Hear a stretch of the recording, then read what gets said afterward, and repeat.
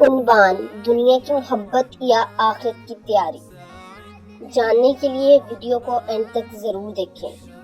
بسم اللہ الرحمن الرحیم۔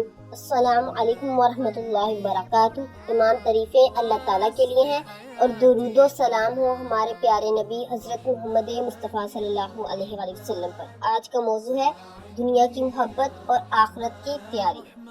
بھائیوں اور بہنوں، دنیا بہت خوبصورت ہے لیکن یہ ہمیشہ رہنے والی نہیں، اصل زندگی آخرت کی ہے۔ بے شک اللہ تعالیٰ قرآن مجید میں فرماتے ہیں وَمَا الْحَيَاةُ الدُّنْيَا إِلَّا مَتَاعُ الْغُرُورِ، اور دنیا کی زندگی دھوکے کے سامان کے سوا کچھ نہیں۔ ایک اور مقام پر اللہ تعالیٰ فرماتے ہیں وَالْآخِرَةُ خَيْرٌ وَأَبْقَىٰ، اور آخرت کی بہتر اور ہمیشہ باقی رہنے والی ہے۔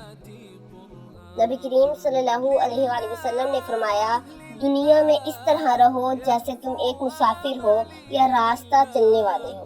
اس حدیث کا مطلب یہ ہے کہ دنیا کو اپنا مستقل گھر نہ سمجھو بلکہ اسے آخرت کی تیاری کی جگہ سمجھو۔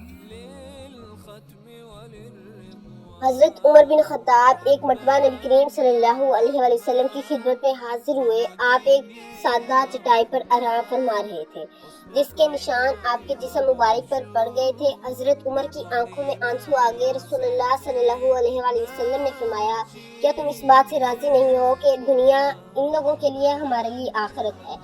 یہ ہمیں سکھاتا ہے کہ دنیا کی آسائشیں اصل کامیابی نہیں بلکہ اللہ کی رضا اور آخرت کی کامیابی اصل کامیابی ہے۔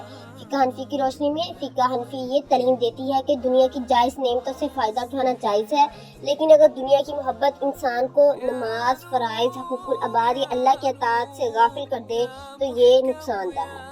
آئیے آج ہم عہد کریں دنیا میں رہیں گے مگر دنیا کو اپنے دل میں جگہ نہیں دیں گے بلکہ اپنے دل کو اللہ اور آخرت کی محبت سے آباد کریں گے۔ انشاءاللہ دنیا کی چمک دمک میں نہ کھو جانا کبھی، آخرت کی کامیابی ہی اصل زندگی، آخرت کی کامیابی ہے اصل زندگی۔